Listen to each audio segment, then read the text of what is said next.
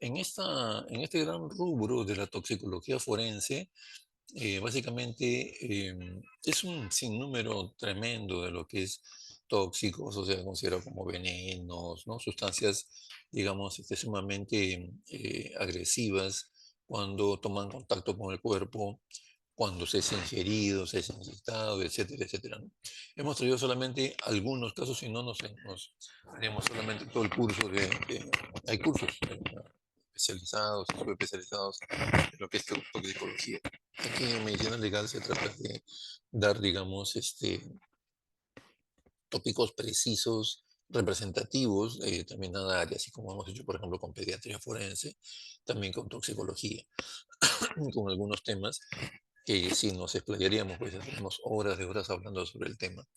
Entonces, en este caso vamos a revisar solamente algunos tóxicos que son los más representativos, que han, digamos, causado lesiones graves y muerte a muchas de las personas que los han tomado, los han ingerido o los han inhalado, porque vamos a ver el caso, por ejemplo, del monóxido de carbono. Entonces, vamos a exponer, eh, motivo de la clase, este tipo ¿cómo se llama?, de tóxicos, ¿correcto? Y comenzamos por intoxicación por cáusticos, ¿no? Ácidos cáusticos que son extremadamente corrosivos. Por ejemplo, son fundamentalmente ácidos minerales. Ahí estamos nombrando ácido sulfúrico, por ejemplo, extremadamente corrosivo, ¿no? Si toma una gota de ácido sulfúrico, uno la pone en una mano y eso comienza a hacer necrosis de forma inmediata y puede perforar tranquilamente la mano, ¿no? Ácido nítrico, ácido clorhídrico. Por ejemplo, este ácido clorhídrico se utiliza, sobre todo el ácido clorhídrico concentrado, se utiliza para un elemento que utilizamos nosotros de cotidiano para la limpieza de nuestros hogares. ¿Pueden asociarlo ustedes y darme algún ejemplo? Ácido clorhídrico concentrado.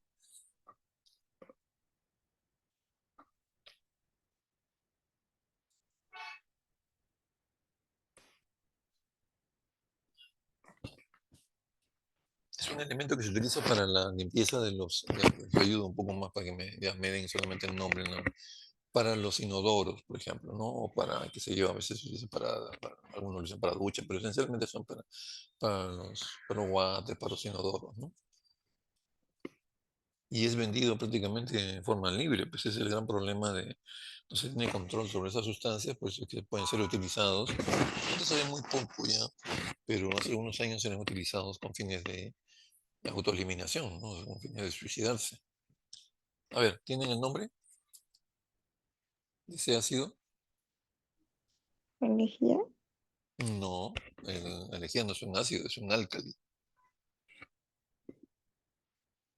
Lejía se utiliza también, utilizamos para hacer la limpieza, pero ese es un ácido. Ácido muriático. Ahora se recuerda ya, ¿no? Ácido muriático. El ácido muriático es ácido clorhídrico concentrado, ¿no? O sea, si yo, imagínense que puede ocasionar si uno toma un trago de ácido clorhídrico concentrado de ácido muriático. Eso va a producir quemadura, bueno, eso va a quemar, dependiendo de la cantidad, puede perforar desde el esófago hasta el estómago, intestino. Es una situación gravísima, ¿no es cierto? Peor aún el ácido sulfúrico. El ácido sulfúrico en algunos años anteriores fue utilizado para inclusive ocasionar lesiones, lo que se llama ahora intento de feminicidio, ¿no? Intento porque no terminaban matando a la mujer, sino compraban ácido sulfúrico, ¿no? Y se lo arrojaban, por ejemplo, en la cara. ¿Qué puede producir eso en la cara?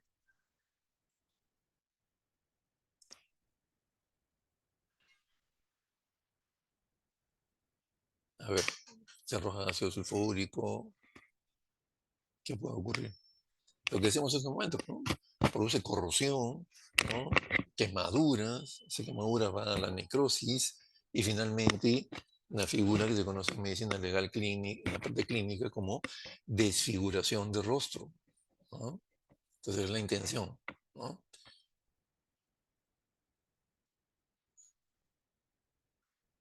en el mundo, en la sociedad machista, que todavía no deja de ser nuestro querido Perú, una sociedad altamente machista, este, se utiliza ese adagio, ¿no? O sea, cuando hay una relación tóxica, máxima a nivel de, por ejemplo, celos, el esposo se niega a romper la relación tóxica, que ha sido muchas veces terminada por la pareja, por la mujer, pero entonces le aplica eso, ¿no? No, no vas a ser, no serás mía ni de nadie. Entonces mata a la persona o la agrede, le produce lesiones, ¿no? Que en este caso son irreversibles. Y justamente vi algunos casos, no recuerdo si es en Lima, pero en provincia sí, lo que hemos compartido con los colegas médicos legistas clínicos, o sea, que han pasado necesariamente por ser lesiones graves, han pasado por reconocimientos médicos legales estos casos. En provincias se han presentado varios casos que el agresor ha arrojado ácido sulfúrico al rostro del esposo, la conviviente, de la pareja en general, ¿no? Y ha producido evidentemente quemaduras, pues, que dejan lesiones irreversibles, constituyendo una desfiguración del rostro, ¿no? Así como, por ejemplo, si yo provoco con un elemento cortante, un punzocortante, una navaja, cortes, ¿no? Lesiones cortantes profundas en el rostro, también de igual manera, ¿no? Eso va a dejar cicatriz, y las cicatrices, pues, a veces, definitivamente, si son varias, si son profundas, va a tener secuelas, va a deformar la cara, el rostro, ¿no? Y evidentemente pues está considerado como lesiones graves y amerita de sanciones de pena privativa de libertad, se va a la cárcel el agresor, etcétera, etcétera, ¿no? Entonces, y en estos casos es considerado inclusive como ahora intento de feminicidio, ¿no? El feminicidio es cuando ocurre la muerte de la pareja, ¿no? Bajo la modalidad que sea, ¿no? O sea, esposa, conviviente, este, eh, eh, cualquiera de ellos, ¿no? Es su pareja, evidentemente, y ha habido una situación de agresión que ya con la historial y la violencia familiar o violencia de pareja que se conoce es una agresión crónica, ¿no? Y que termina finalmente con la muerte de la pareja, ¿no? Entonces, eso ya se considera como feminicidio. Pero lo otro, cuando se producen lesiones graves que van a dejar secuelas, y hablando de los casos que he mencionado, el rostro de figuración del rostro, eso definitivamente se considera ahora por el sistema de Administración de Justicia, se considera como intento de feminicidio. O sea, quisieron matarla, pero no llegaron a matarla, sino produciendo lesiones graves. Bien, entonces eso es a punto de partida de este tipo de ácidos que son extremadamente dañinos, extremadamente corrosivos, sobre todo los sulfúricos, ¿no? Y ahí menciona cuya intensa acción corrosiva da lugar a graves destrucciones de los tejidos con los que se pone en contacto. La facilidad de su adquisición explica que fueran comunes en envenenamientos suicidas, ¿no? Y esto ha evolucionado, ya no se ve tantos suicidios, como se están utilizando este tipo de ácidos. Yo me atrevería a decir que hace varios años ya no se ve eso, ¿no? Bastantes años que no vemos acá, al menos que es un centro de referencia, la Morgue Central de Lima es un centro de referencia de todo lo que es eh, muertes violentas bajo estas modalidades, ¿no? Homicidios, suicidios, accidentes. Eh, de lo que vemos últimamente, inclusive los suicidios mismos, por épocas del año disminuyen, y lo que se está viendo mayormente últimamente es los ahorcamientos, por ejemplo, ¿no? Ahorcamientos.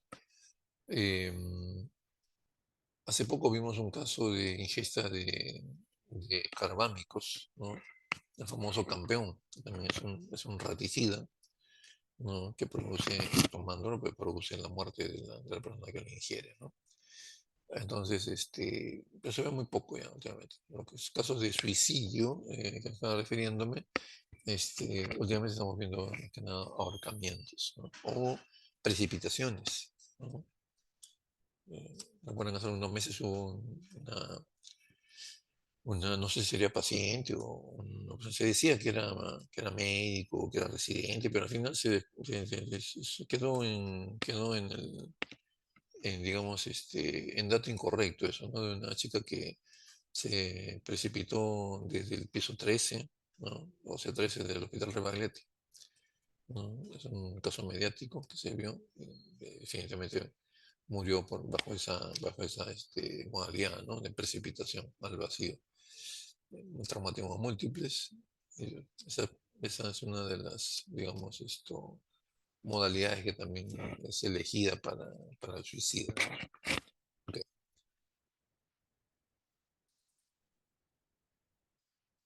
Entonces, envenenamientos suicidas bajo esta influencia de ácidos cáusticos corrosivos ya no se dan en los últimos años. Más raros son los envenenamientos criminales y las intoxicaciones accidentales. Las intoxicaciones accidentales suelen ser una frecuencia debido a confusiones por el uso de botellas que no están bien rotuladas o en la restricción, como se dice, de la venta, ¿no? Deberían condicionarse, así como lamentablemente tampoco está controlada la venta de medicamentos. En algunas farmacias solamente se exige la receta de un medicamento, sobre todo de medicamentos porque son de uso, digamos, no continuo, ¿no? Eh, Se exige de todas maneras que haya receta, así también debería exigirse este tipo de tóxicos, pero no se hace. Lamentablemente, no hay una laxitud en este sentido de control, ¿no? Su fisiopatología, la toxicidad de los distintos cáusticos ácidos depende de diversos factores. Uno de ellos es el pH, ¿no? Determinante por la acción corrosiva. O sea, a mayor pH, mayor actividad corrosiva, mucho más intensa. El otro factor es la cantidad que se ingiere. No es lo mismo ingerir una cucharadita que ingerir, pues, una taza, ¿no? Que son 200 mililitros, 250 mililitros, ¿no? Volúmenes mayores aumentan la zona con la que se pone en contacto el veneno, el tóxico, sobre todo si es ingesta, contacto directo con la mucosa digestiva, ¿no? Y que la pone proclive a sufrir definitivamente lesiones graves, son básicamente perforaciones. Entonces, la naturaleza del ácido con respecto al pH, que es determinante, la cantidad que se ingiere, el tiempo de contacto, ¿no? Que tiene la sustancia corrosiva con la mucosa gástrica o con cualquier tejido en nuestro organismo que entra en contacto, ¿no? El contenido gástrico, o sea, hablando justamente de ingesta, entonces los líquidos y contenido gástrico reducen los efectos corrosivos, o sea, si tiene, como se dice, el estómago lleno, la barriga llena, el ácido se va a ver amortiguado por esta cantidad de alimento y va a disminuir la intensidad de sus efectos, ¿no? Luego también al producirse la acción inicial de corrosiva, inflamatoria del ácido de los ácidos que estamos mencionando, y hay definitivamente dolor, ¿no? A todo nivel, se produce un espasmo en la zona pilórica o antropilórica, de tal manera si hay un espasmo y contracción del píloro, entonces el estómago no se vacía tan fácilmente, o sea, o al menos fisiológicamente. Por lo tanto, entonces dificulta el vaciamiento, como dice aquí en la exposición, proyección, dificulta el vaciamiento gástrico, prolonga el tiempo de acción del tóxico, evidentemente condicionando a que aparezca mucho mayor gravedad de lesiones o de alteraciones a este nivel.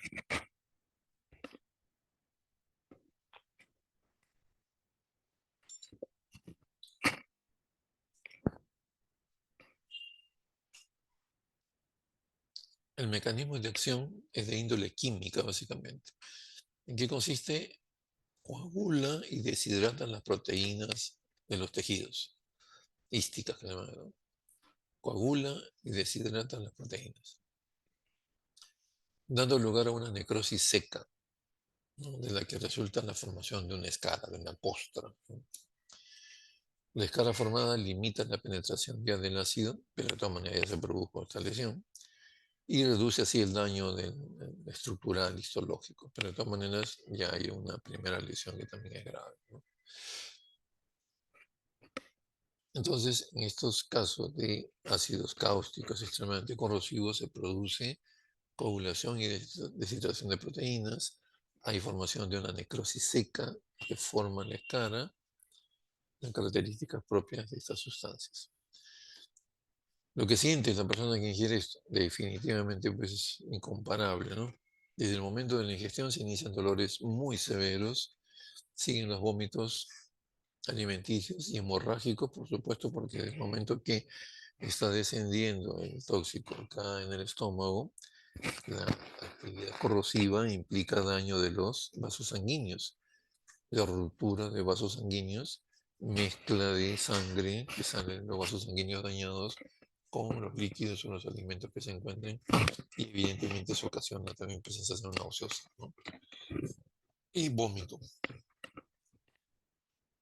Por lo tanto, hay este tipo de situaciones, vómitos alimenticios y hemorrágicos de color pardo debido a la hematina ácida que justamente esto se genera por la acción del ácido corrosivo. Luego hay pues escalofríos, enfriamiento de extremidades, pulso débil e irregular. Se presentan a menudo convulsiones, pérdida de conocimiento de la lipotimia. Y finalmente, si esto no es neutralizado, al menos dado los primeros auxilios para disminuir la posibilidad de daño del tóxico, se produce colapso y muerte del paciente, de la persona eh, que ha ingerido este tóxico, ¿no? La laringe se puede producir, puede presentar edema de glotis, ¿no? Con asfixia, porque evidentemente la reacción ante la intensa inflamación y contacto con los tejidos a ese nivel desarrolla intenso edema, una especie de, digamos, como un shock anafiláctico, en algunos casos, ¿no? Que produce entonces, producto de shock anafiláctico, produce asfixia, disnea, estridor respiratorio, ¿no? Cianosis por la evidente problema de oxigenación, ¿no? A nivel pulmonar, a nivel... La aspiración del contenido, que muchas veces pasa la mayoría pasa al tubo digestivo, es decir, pasa por el esófago, que también presenta muchas lesiones, llega al estómago y sigue su camino por los intestinos. Eh, pero muchas veces pasa cierta cantidad, por mínima que sea, al árbol respiratorio, ¿no? Entonces se produce una aspiración del cáustico. Y esto conlleva una neumonitis grave o, por ser irritante respiratorio, también produce traqueobronquitis y síndrome de distrés respiratorio. Ya comienza todo una catástrofe. Puede ocurrir perforación gástrica y esofágica, dependiendo la cantidad, ¿no? Y como decíamos al inicio, el tiempo de exposición, de contacto con el esófago, con el estómago, ¿no? Si es que hay alimentos o no, eso también irá de la mano con el mayor o menor daño que produce el cáustico. Puede haber entonces puede haber casos en que, y lo hay definitivamente, que hay perforación del estómago, del esófago, aparte de una escara, produciéndose mediastinitis, ¿no? Pasa muchas veces al mediastino, se produce enfisema mediastínico y subcutáneo, perdón, o también si es que definitivamente hay perforación de estómago, los restos alimentarios van a salir hacia el peritoneo y se va a producir la famosa peritonitis, ¿no? Dando inicio a todo un proceso de probablemente sepsis, shock séptico, muerte de la persona. A veces hay hemorragia mortal por corrosión de un vaso sanguíneo importante y se produce hemorragia, ¿no? Que llevaría, o que lleva en algunos casos al shock hipovolémico. Como por lo general, esto de ácido tóxico, corrosivo, sigue su camino por el tubo digestivo, puede producirse hemorragias de tinte hemorrágico, o sea, con presencia de sangre, diarreas, ¿no? Deposiciones diarreicas. Como reflejo, anuria, o sea, Ya no hay, digamos, eliminación de, hay problemas renales, no hay fabricación de orina, se produce un cuadro de acidosis también, ¿no? Hemólisis, hiponatremia, o sea, disminución del sodio, y eso definitivamente lleva al estado de coma y muerte de la persona que ha sido víctima de esta sustancia tóxica. Entonces, como ustedes ven, son lesiones pues gravísimas que llevan en su comportamiento fisiopatológico la presencia de lesiones o alteraciones gravísimas. Por lo general, se presenta posteriormente a ello la muerte de la persona. Aquí vemos un caso ya antiguo de ingesta de uno de estos. Recuerdo que este caso estaba asociado a la ingesta de ácido muriático, el ácido que les menciono es utilizado para limpieza e higiene de sanitarios, ¿no? Esto ha ocurrido en la perforación de estómago, vamos a verlo ahora en otras fotos. Todo el peritoneo está contaminado, irritado, ¿no? Esa sustancia media verdosa, oscura que cubre el piplo, cubre mesenterio, cubre asas intestinales, ¿no? Que obedece a lo que ha salido del estómago y también probablemente de intestinos. Entonces hay un cuadro franco de peritonitis aquí, ¿no? Y aquí vemos, miren, este es el estómago, la fotografía de la izquierda, y que vemos ahí perforaciones. No son úlceras, ¿eh? Son perforaciones, son huecos. Ahí podemos ver claramente tres, ¿no? Uno ovalado, de la parte bastante superior, y dos un tanto más pequeños. Eso se ha producido cuando el ácido corrosivo, el ácido muriático caído al estómago, ha sido expuesto en la mucosa gástrica y se ha perforado. Y evidentemente por ahí ha salido contenido del estómago y se instala la peritonitis, ¿no? Acá hacia el lado derecho vemos también igual parte del estómago, que está, otra parte del estómago que está perforado. Perforación más está ahí en el lado derecho, arriba de arribita del letrero con número. Entonces, múltiples perforaciones digestivas, estomacales, directamente, ¿no? El color verdoso, negruzco casi de la zona mucho más intensamente corrosiva, el aspecto necrótico.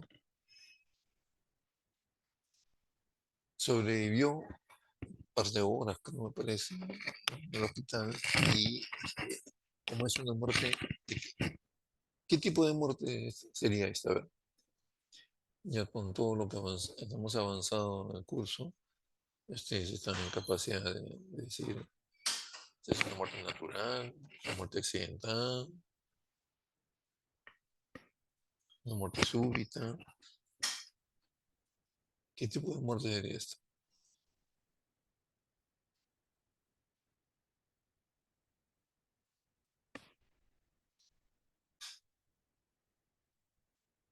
Bueno, pues, anímense a dar su opinión. ¿Qué tipo de muerte sería en este caso?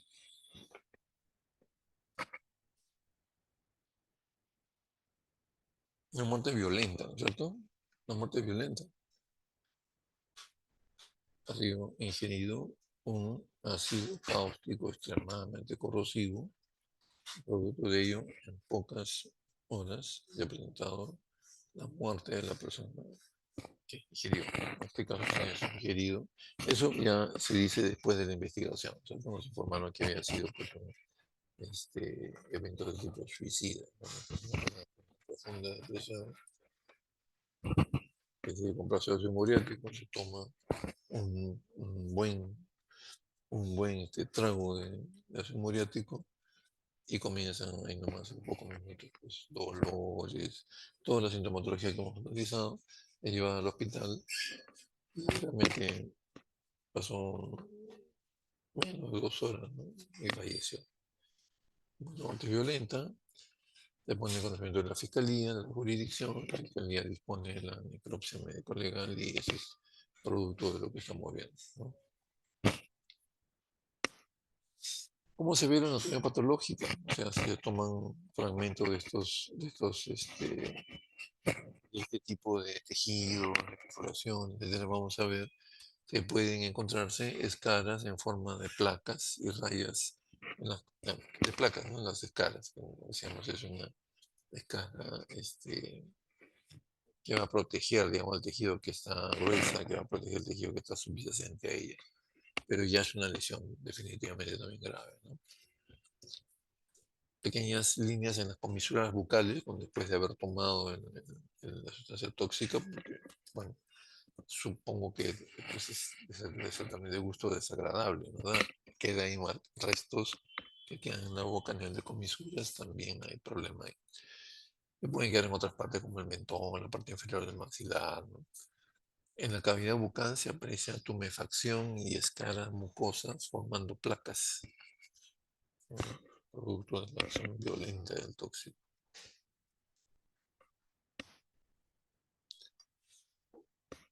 Lesiones se hallan en todos los segmentos digestivos debido a lo que continúa su efecto a través del tiempo y va pasando de una sección a otra del tubo digestivo, ¿no? Entonces hay lesiones en todo el trayecto por el cuerpo cáustico, como desde la faringe, el esófago, la laringe, que muchas veces presenta edema de glotis, siendo de mayor intensidad en el estómago, ¿sí? Porque ahí se va a demorar un poco más el tóxico y va a efectivizar las lesiones. Se trata de escaras de forma irregular, discretamente endurecidas, que hacen más gruesas las paredes digestivas, las cuales se ven opacas. Al desprenderse se observa el fondo totalmente desnudo y hemorrágico. Y en momentos avanzados, el proceso cicatricial conduce a estenosis viscerales. Así básicamente de lo que es intestino, estenosis intestinal. La fuerte inflamación, entonces el intestino se pone libre de, de motivar en todo caso el calibre por la contracción, por la cicatrización, se produce una disminución de la luz intestinal. Y eso constituye la estenosis intestinal en este caso.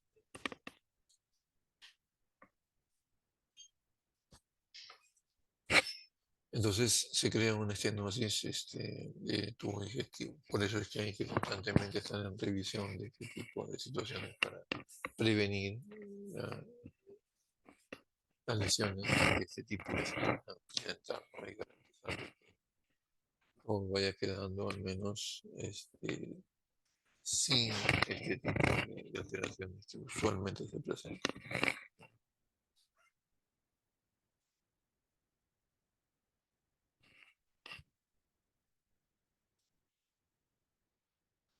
En casos más frecuentes, cuando la muerte se produjo, el estómago apareció retraído hasta el tamaño de un puño, se contrae.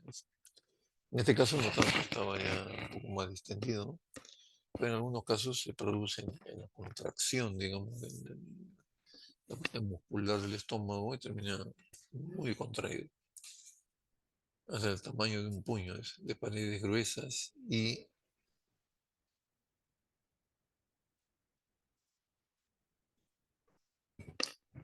retraído el estómago, las paredes se ponen más gruesas, la red vascular se dibuja claramente en forma de las rayas inyectadas y negruzcas. Cuando se abre la víscera se ve un líquido negro, color pozo de café oscuro, en el que hay colgajos epiteliales, o sea, se va afectando ya la mucosa gástrica y se va, digamos, saliendo el colgajo de tejidos y hay evidencia de sangrado, ¿no?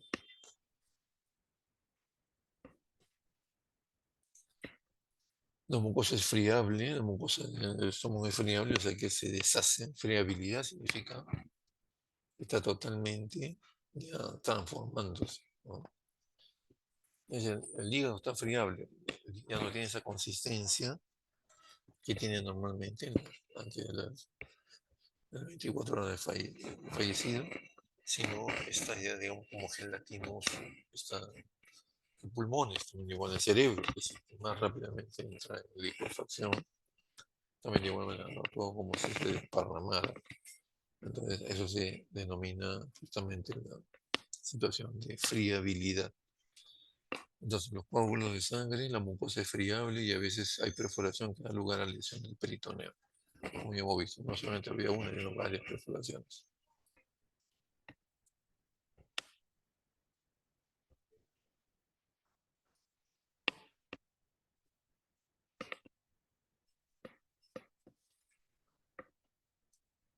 La mucosa entonces es friable y a veces hay perforación que da lugar a lesión de peritoneo. Aparece turbio y revestido de sangre coagulada. O como hemos visto, ¿no? De coloración verdosa, verdosa oscura, ¿no? Y vísceras abdominales, escaras localizadas sobre el fondo inflamatorio. Con eso hemos terminado la parte de las lesiones muy agresivas que produce un ácido de tipo cáustico, ¿no? Corrosivo, altamente cáustico y altamente, digamos, corrosivo. Y pasamos a un segundo grupo de tóxicos que justamente se mencionaba al inicio, cuando hacía una pregunta, es la intoxicación por álcalis, ¿no? Entonces, ya otro tipo ¿cómo se llama? De tóxico, ¿no?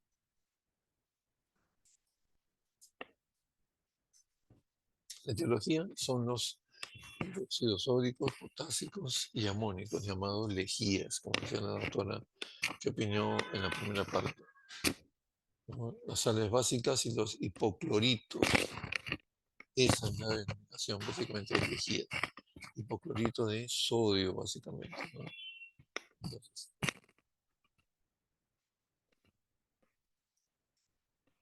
generalmente son de carácter accidental las lesiones que se presentan, siendo los niños las víctimas más frecuentes.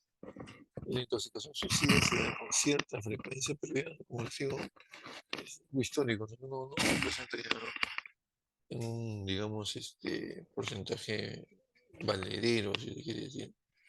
Este, ya se presenta cada vez menos ¿no? Intoxicación por sustancias tóxicas. Entonces, básicamente lo que produce las lejidas, que son los hipocloritos, estamos advirtiendo, ¿no?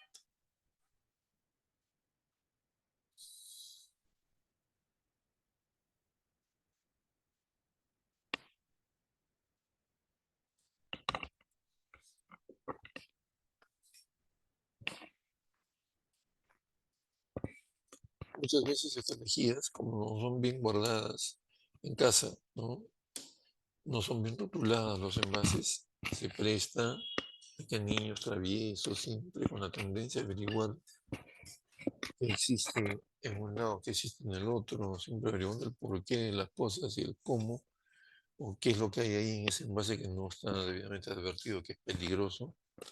Entonces ingieren y presentan las consecuencias que estamos viendo.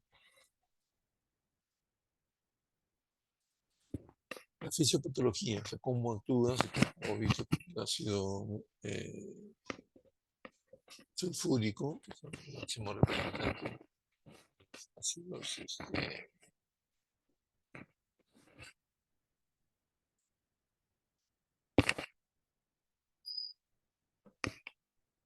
Vamos a ver entonces la fisiopatología, ¿no? Que tiene dependencia. Cuando veíamos en los ácidos corrosivos, eran varios puntos que estaban en relación a la fisiopatología. Aquí también. O sea, las propiedades cáusticas están en relación con el pH. También igual. Lo mismo decíamos de los ácidos corrosivos, ¿no? Tienen relación directa con el pH y la viscosidad. Pero la concentración, el volumen ingerido y el tiempo de acusación condicionan más directamente la acción corrosiva. También tiene sus condiciones para que se presente una alteración, digamos, a nivel este, de ciertos órganos y estructuras en el organismo de la persona que haya, digamos, ingerido este tóxico, ¿no? ¿Cómo se comportan las lejidas o los álcalis? Corroen los tejidos y se combinan con las albúminas, formando combinaciones solubles en agua y saponificación de las grasas.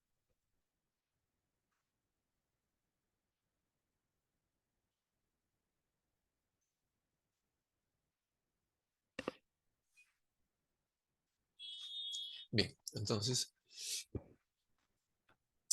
la relación directa con el pH y la viscosidad, la concentración, el volumen ingerido y el tiempo de contacto, al igual que el anterior grupo que hemos revisado, condicionan la intensidad de su acción. Los álcalis corroen los tejidos y se combinan con las albúminas. ¿Qué ocurría con los ácidos corrosivos? A ver si recordamos. ¿Cuál era la fisiopatología? Acá dice corroen los tejidos y se combinan con las albúminas. ¿Qué pasaba?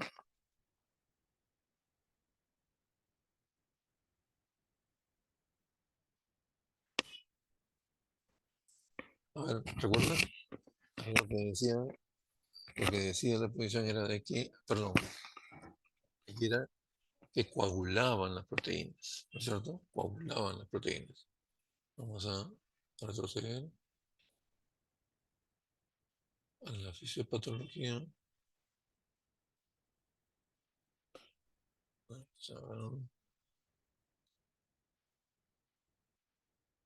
Ahí está el mecanismo de acción de los cáusticos, de los corrosivos, de coagulación y deshidratación de las proteínas. Aquí es que se mezclan, ¿no es cierto?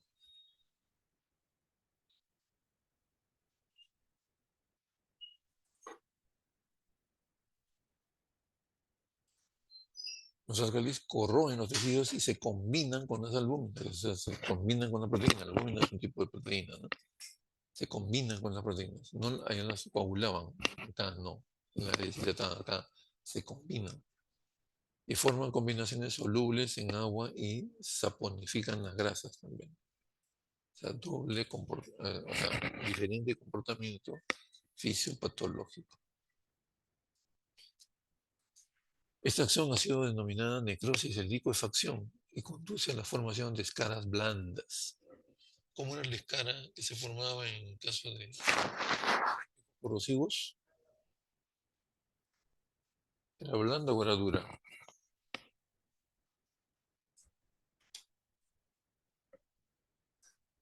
A ver, ¿están ahí o no están ahí? Ya están almorzando.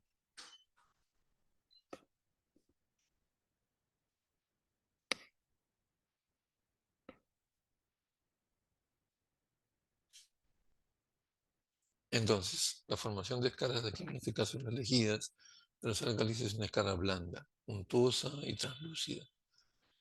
Esta escara, a diferencia del grupo anterior, que eran escaras duras, ¿no es cierto? Estas escalas carecen del efecto protector que tienen las de los ácidos, por lo que sus efectos se extienden en profundidad. O sea, la escara del anterior grupo, si bien es cierto, producía lesión, quedaba una costra y eso más que bien protegía el tejido que estaba inferior a esta escala. En cambio aquí no, como no está dura, no hay ninguna protección, se expone más el tejido a que pueda, pues, perforarse o adquirir alguna otra lesión, ¿no? Y entonces aquí también este efecto, digamos, hace de que el efecto de la calcio extienda más en profundidad, ¿no? Lesionando diferentes capas de los órganos afectados y extendiendo la trombosis vascular y la necrosis, ¿no?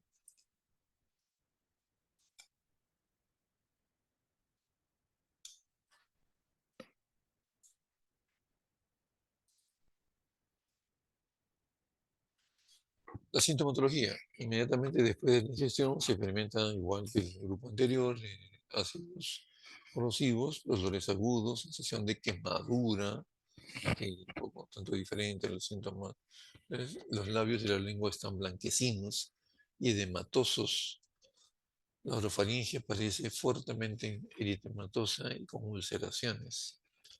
Siguen los vómitos de color pardo amarillento por la presencia de sangre y la deglución se hace dolorosa.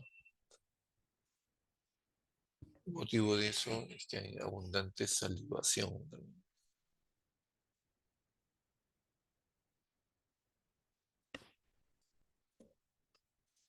Si sobrevive a la fiesta, ya, acá estamos. Los labios, la lengua están blanquecinos y edematosos, orofaringe fuertemente eritematosa. Siguen vómitos de color pardo amarillento, con presencia de sangre, la deglución se hace dolorosa, en abundante salivación. Puede ocurrir la muerte si la cantidad de concentración es elevada, ¿no? Como decimos, a tomar una cucharada es totalmente diferente que yo tomé 250 centímetros cúbicos, ¿no? Ahí la situación ya es mucho más clara. Entonces, si la cantidad es mayor, mayor posibilidad de muerte, mayor posibilidad de lesión. A veces se presenta el tema de glotis, con lo que también había en el grupo anterior. Más frecuente es el estado de shock con sudores fríos, descenso de la temperatura, pulso débil, irregular, mal estado general y postración extrema, que conduce al colapso circulatorio y muerte de la persona. Si sobrevive, aparecen perforaciones a nivel de mediastino, hay peritonitis por perforación del estómago, y evidentemente a eso se añade la complicación posterior a la peritonitis, ¿no? Infecciones a veces generalizadas, sepsis, septicemias, etc. Posteriormente, diarreas sanguinolentas y hemorragia gastrointestinal, debido a que el tóxico sigue su camino a través del tubo digestivo. Finalmente, la estrechez, que son más intensas y frecuentes que las debido a ácidos, ¿no?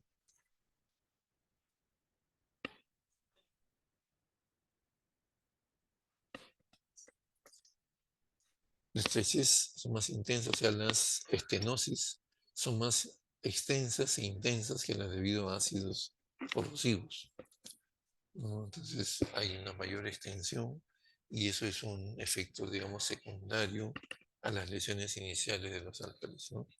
Queda como secuela estenosis, entonces tiene que ser operada, reoperada, etc. O sea, ya queda realmente la persona un estilo de vida totalmente diferente, ¿no? Anatomía patológica, con lesiones que se encuentran similares a la de a la de los ácidos, con las diferencias significativas anotadas, que son, a ver, las siguientes, ¿no? A ver, perdón. Mm, con respecto a lo que menciona de la peritonitis, los elementos ya mayor intensos de esto, ¿no?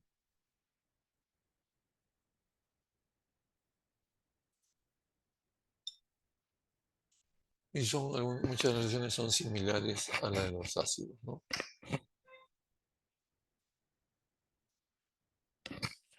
Entonces, el segundo tóxico que también se utiliza, bueno, se utilizaba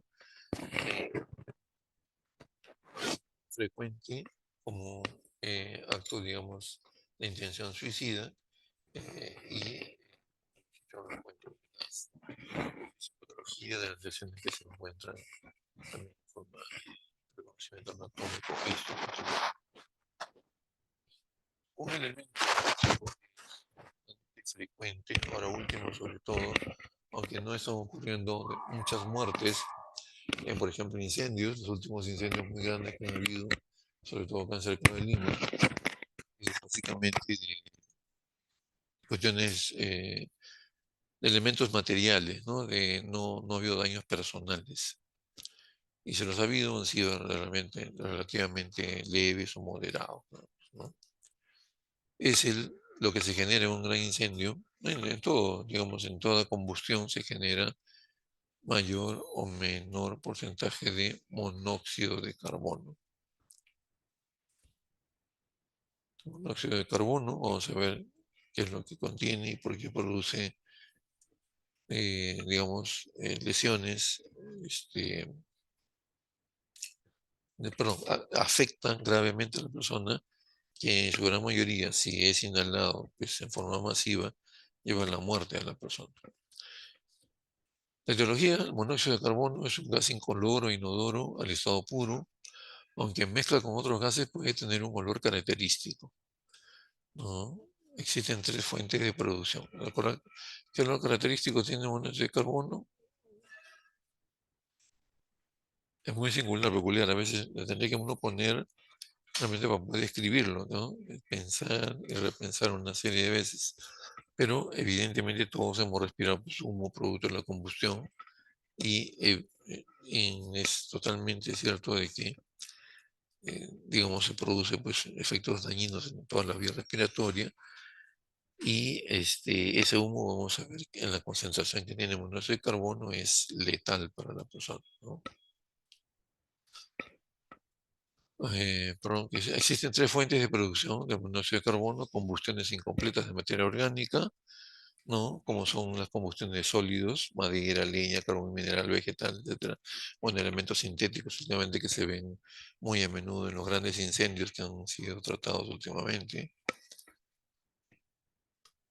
Combustibles líquidos, gasolina, gas propano, butano, explosivos, tabaco, todo eso genera monóxido de carbono, ¿correcto? Y también de igual manera elementos sintéticos, telas, ¿no? Y hace, digamos, daño efectivamente a la instalación física y por supuesto a las personas, ¿no? Que van a verse expuestas a aspiración, inhalación de monóxido de carbono, ¿no? Y vamos a ver cuál es el, digamos, el camino de la persona que inhala monóxido de carbono y finalmente fallece por este motivo, ¿no?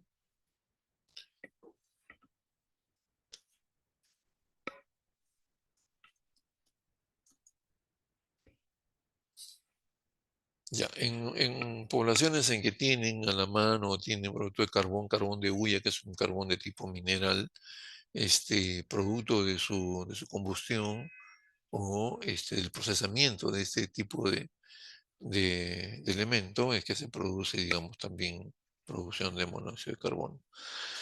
Em, Hay mucha situación de penuria energética en que se produce realmente monóxido de carbono en estos procesos que se mencionan. Etiología médico-legal. Los envenenamientos criminales son muy raros. Alguien que, pues, que produzca algún tipo de incendio o entre en combustión determinadas sustancias y ponga a una persona a inhalar eso, digamos, exprofesamente o con intención de que aspirando monóxido de carbono muera. Realmente se ven, nosotros acá en Morgan Lima no hemos visto ningún caso de ese tipo, ¿no? En otros lados probablemente, pero acá no. Todos, casi el 100% de esos casos han sido de manera, digamos, accidental, cuando arranca toda la combustión que sale fuera de control de las personas que están a cargo, pues, en almacenes, en tiendas, en los cuales hay productos altamente inflamables, y ahí comienza ya la desgracia, ¿no?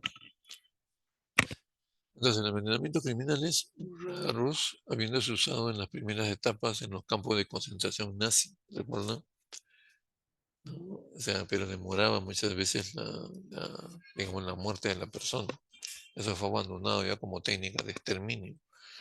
Y además porque había necesidad de gastar gran cantidad de madera, sobre todo, ¿no? Para que entre en combustión y produzca mayor cantidad de monóxido de carbono. Pero fue utilizado como una estrategia de exterminio de los nazis, ¿no? En la época del abuso de los alemanes. La intoxicación suicida es infrecuente. Utilizan para hacer los encendidos dentro de una habitación, así como el motor de un automóvil. Estos casos sí hemos visto, ya hace algunos años sí hemos visto, ¿no?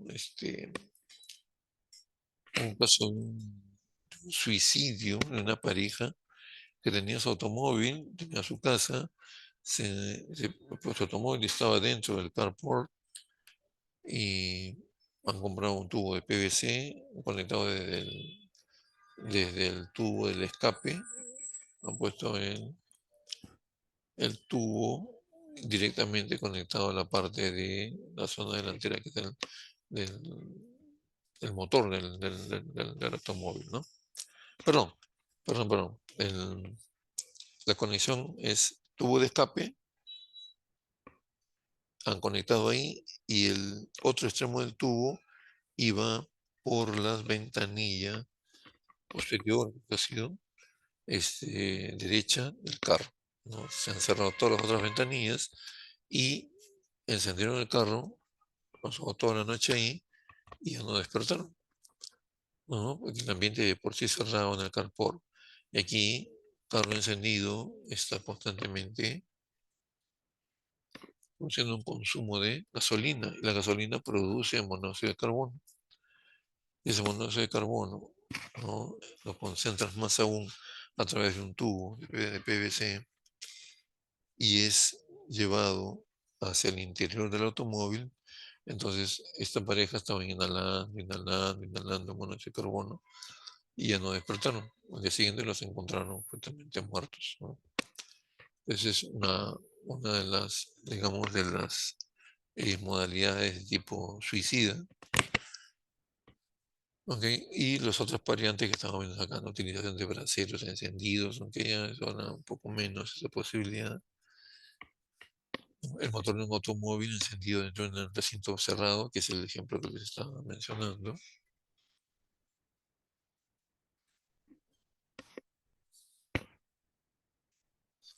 La intoxicación accidental es la más frecuente, ¿no? Que ocasiona por algún motivo la combustión de gran cantidad de sustancias y se comienza la producción en cantidades grandísimas de monóxido de carbono. Todo el humo que se ve que sale grisáceo, negruzco, todo contiene alta proporción de monóxido de carbono. Entonces, la intoxicación accidental es la más frecuente por una combustión incompleta cuando los medios de calefacción bueno, están defectuosos o hay algún tipo de intención, ¿no? Y más aún si no se tiene ventilación adecuada del ambiente, ¿no? En los incendios, gran parte de las víctimas fallecen por esta razón. En los garajes pequeños y sin ventilación también. En los incendios, hacer énfasis en esto, en los incendios, el 100%, me atrevería a decir yo, de víctimas, si es que hay víctimas personales, son debido justamente a la inhalación de monóxido de carbono, ¿no? Intoxicación inhalación de monóxido de carbono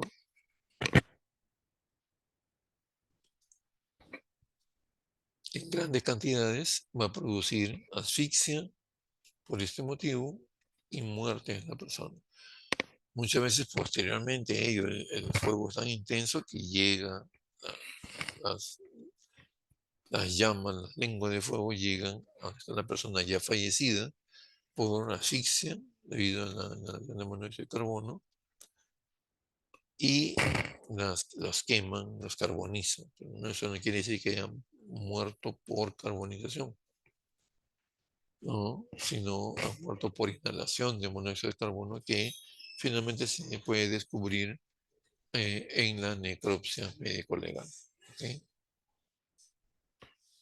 Dosis tóxicas. Los efectos tóxicos dependerán de la concentración que alcanzan en el ambiente y el tiempo durante el cual se respira, o sea, la exposición. Pero puede señalarse que son peligrosas una atmósfera de 0,2% de concentración de monóxido de carbono, produce efectos tóxicos en todos los sujetos, ¿no?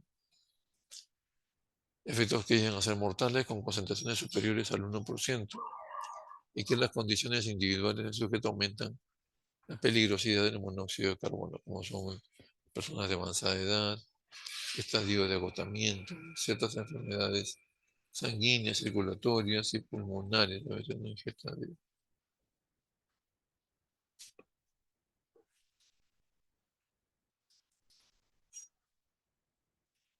la patogenia.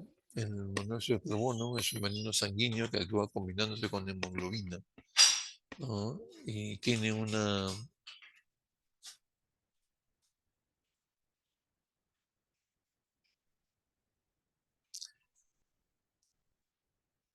manera tan fuerte, una afinidad, que vamos a verlo, creo, así, acá está. Entonces vamos a narrar esto. El monóxido de carbono es un veneno sanguíneo que actúa combinándose con hemoglobina, formando un compuesto estable que es la carboxihemoglobina, que no es apta, de hecho, para la función respiratoria. La hemoglobina queda bloqueada por monóxido de carbono y ya no puede cumplir su función de transporte de oxígeno, desde los alveolos pulmonares hasta la última célula de nuestro cuerpo. Se bloquea. ¿Por qué motivo? Porque el monóxido de carbono tiene una afinidad para la hemoglobina 250 veces mayor que el oxígeno. Así que imagínense, entra un poquito de humo e inmediatamente se fija a la sangre, ¿no? Ustedes están viendo, ¿no? Necesita, para ejercer su efecto tóxico mortal, necesita, digamos, unirse a la hemoglobina, formando la carboxihemoglobina. Esto hace de que entre en una intoxicación severa y de presentar la muerte. ¿Por qué? Porque tiene 250 veces mayor afinidad que el mismo oxígeno. Entonces fácilmente es desplazado el oxígeno, el mucho o poco oxígeno que hubiera, es desplazado por el monóxido de carbono.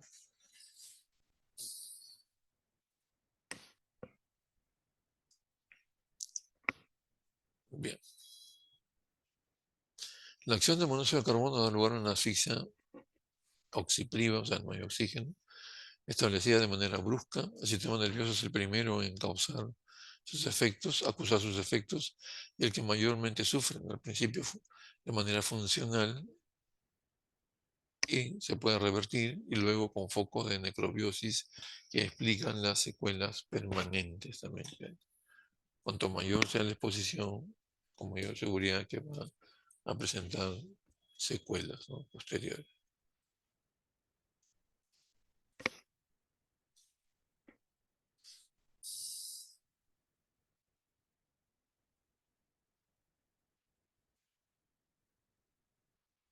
Ya. La sintomatología, aunque no es frecuente, existe una forma sobreaguda o fulminante debido a la inhalación masiva, ¿no?, evolucionando con extrema rapidez. La víctima cae al suelo, tiene algunas convulsiones y fallece de inmediato. Se piensa que interviene un mecanismo a veces inhibitorio por estímulo de las terminaciones laringias del décimo par craneal, ¿no?, del nervio vago. Luego también en episodios en que hay gran producción, pero rapidísima, de monóxido de carbono, ¿no? Por ejemplo, recuerdan ese gran incendio que hubo en la galería Nicolini, acá en cercado de Lima, por la avenida Argentina, creo, cercana a la Plaza Unión. Eh,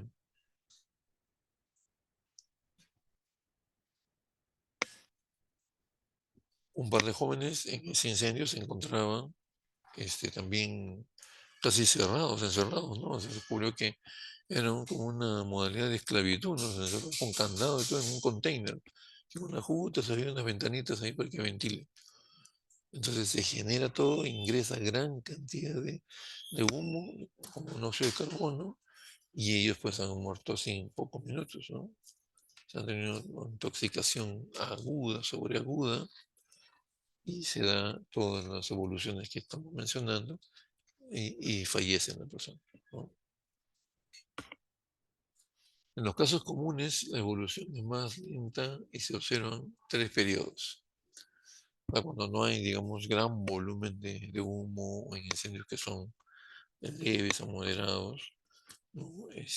Ocurre este tipo de situación, ¿no?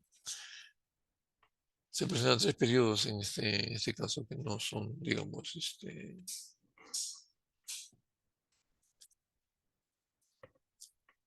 de gran magnitud, sino más bien de producción leve, moderada de monóxido de carbono. Periodo precomatoso, hay cefalea, hay latidos a nivel temporal, náuseas, malestar y vómitos. Características: la debilidad o parálisis de las extremidades inferiores, que impiden salir del ambiente, o sea, no puede dar pasos, ¿no? Después hay somnolencia, escotomas, acentuándose luego la insensibilidad previa al coma. O sea, se van hundiendo, hundiendo, pro- durmiendo, durmiendo, durmiendo, agudizándose hasta que entran en coma, ¿no?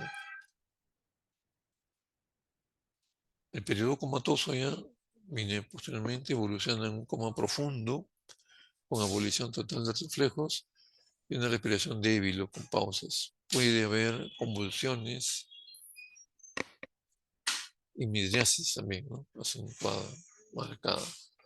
Por la superficie corporal se extienden manchas rosadas. El coma dura de 2 a 3 días. Si lo sobrepasa, el pronóstico empeora, ¿no? Y se produce la muerte, aunque recupere el conocimiento posteriormente, pero va a quedar con alteraciones.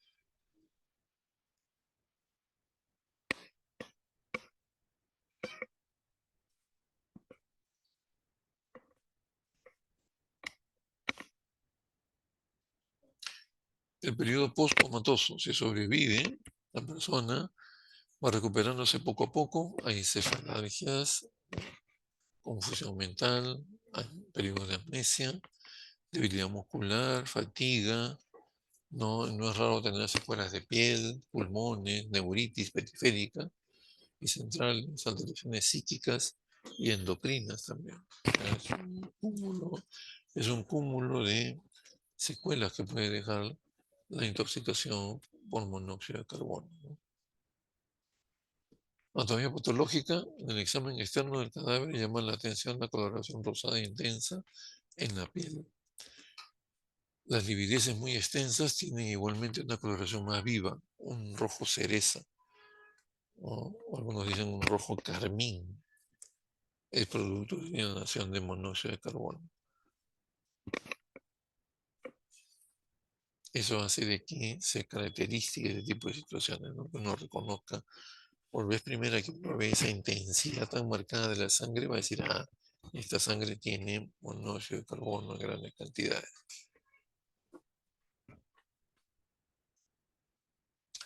Entonces, las livideces muy extensas tienen igualmente coloración más viva, rojo cereza, y algunas veces paradójicas se presentan en zonas que no ha habido declive. En el examen interno del cadáver se hallan los signos generales de asfixia, a lo que se añaden, o sea, ¿cuáles son los signos generales de asfixia? Cianosis, más petequias, más edema, ¿no? Edema pulmonar, cerebral también. Y así son uno o dos puntos más, a los cuales se añaden, dice que la sangre aparece con fluidez superior, hay aumento de fluidez, más fluida la sangre. Y el color también, pues rojo carmín.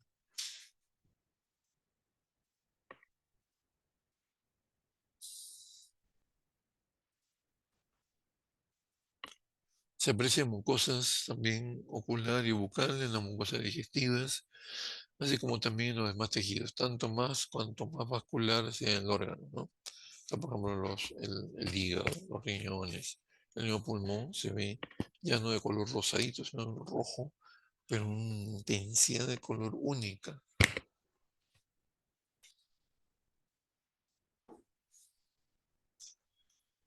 Listo. Entonces, aquí, ¿qué es lo que pasa? Como les digo, en los casos, en la casuística que nosotros manejamos con respecto a inhalación de monóxido de carbono, eso realmente se ve trasladado a la situación en que vemos que la persona, una vez comprobada de que se ha inhalado monóxido de carbono, es 100% eso, entonces no es tanto que sean las quemaduras ni que se haya, por ejemplo, carbonizado, sino que encontramos niveles elevadísimos, mortales, letales de carboxiemoglobina, ¿no? 50%, 70%, ya son niveles de concentraciones totalmente elevadísimas que llevan ahí como una cascada, ¿no? A alteraciones severas y muerte de la persona, ¿no? Entonces, nuestra experiencia es que es que casi el 100% de personas procedentes de un incendio, ¿no? Prácticamente mueren no porque les haya llegado el fuego, sino por inhalación de monóxido de carbono, ¿no? O sea, por aspirar el humo, gran cantidad de humo que tiene monóxido de carbono, por ese motivo fallecen, pasando por todos estos momentos. Con esto hemos terminado nuestra revisión de monóxido de carbono y vamos a revisar una última que es intoxicación por metanol. El metanol es un alcohol totalmente dañino de tipo industrial que se obtiene de la madera. Es el alcohol metílico. El que normalmente tomamos en los licores es el alcohol etílico, ¿no? Es el alcohol pues, que no produce mayores alteraciones, salvo pues, que se ingiera en cantidades ya prohibitivas. Pero el metanol sí, el metanol se utiliza para productos de tipo industrial, ¿no? Para algunos solventes, ¿no? Se utiliza para sustancias, creo me parece refrigerantes, si no me equivoco. O varios usos, pero de tipo industrial. Pero también es utilizado para adulterar licores normales, digamos, de etiqueta, de buena calidad que uno pueda adquirir en sitios, digamos, que no tienen garantía. Los tragos medio bambeados, medio preparados con una cosa con otra, pueden también, para aumentar las ganancias de esta gente inescrupulosa, pueden, digamos, mezclarlo con metanol. Y ha ocurrido varios años atrás la muerte de jóvenes, creo que son 3, 4 jóvenes, periodo de pocos días se fueron muriendo, muriendo. ¿Por qué? Porque frecuentaban, ¿no? Lugares de reunión, discotecas, donde preparaban licores adulterados con alcohol metílico, o sea, con metanol. Revisamos algunas características: la dosis letal de 60 a 250 mililitros o 1 o 2 miligramos por kilo de peso. Vida media 12 horas, el metabolismo por donde se realiza en el hígado, netamente en el hígado. La excreción pobre, 5% en el pulmón, 12% en riñón.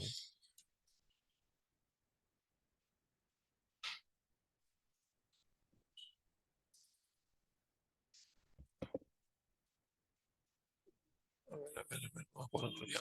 Aquí está. Metabolismo entonces hepático, excreción 3 a 5% en el pulmón y 12% a través del riñón. ¿Cuál es su metabolismo? La oxidación catalizada por el alcohol deshidrogenasa, transformándolo en formaldehído, o sea, en formol prácticamente, imagínense. Entonces, si ingerimos, estamos nosotros formalizándolo por dentro, ¿no? Y este es 33 veces más tóxico, ¿no? Una vida media de 1 a 2 minutos, no detectable, y luego rápidamente convertido en ácido fórmico, que se caracteriza, perdón, que se correlaciona con el nivel de acidosis y estaba a su vez con la mortalidad de sintomatología visual también. Epidemiología: generalmente aparecen como brotes epidémicos, más aún cuando hay contrabando de licor o ventas clandestinas, ¿se dan cuenta? Ya, pues, y eso hacia atrás también existe una adulteración de los licores de marca. El consumo, es consumido en lugar del etanol, ¿no? Cuando este es muy caro o no está disponible. También se da por inhalación o absorción atómica.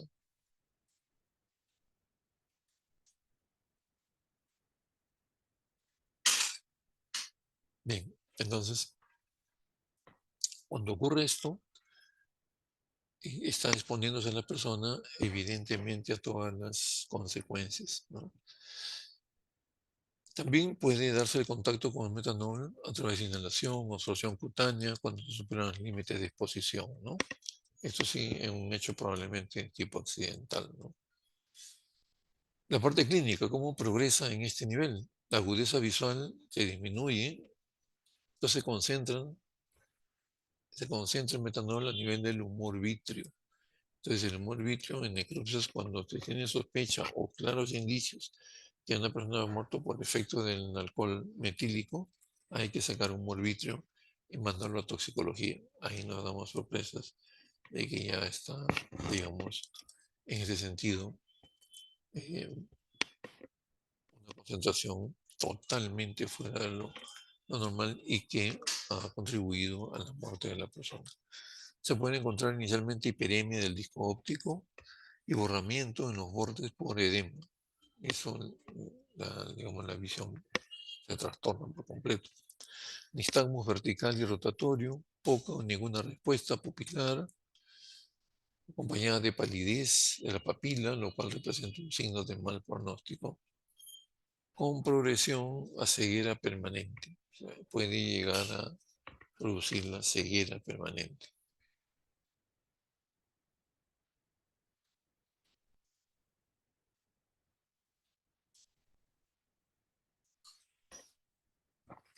Disnea o taquimnia, estadios tempranos relacionados al metanol no metabolizado, luego sirve como mecanismo compensatorio de la acidosis. El fallo respiratorio súbito suele ser el evento terminal, dolor abdominal severo. En algunas autopsias se encontraron necrosis pancreática, ojo, también es una secuela, ¿no?, que muchas personas sufren, dolor intenso de páncreas. Se va a investigar, hay, digamos,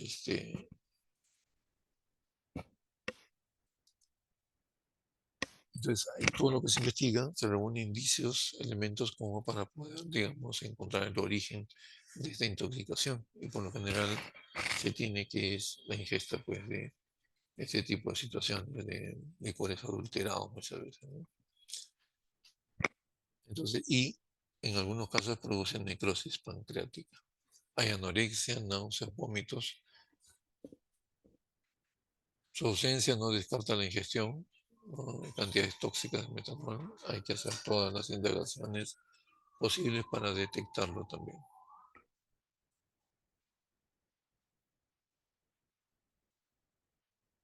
Ok, muy bien. Entonces con esto hemos dado, digamos, una pincelada necesaria para poder revisar algunos tóxicos que son de uso, digamos, no de uso, sino presentan, debido a su contacto con la persona, situaciones que han generado la intervención de la parte fiscal y médico-legal, ¿no?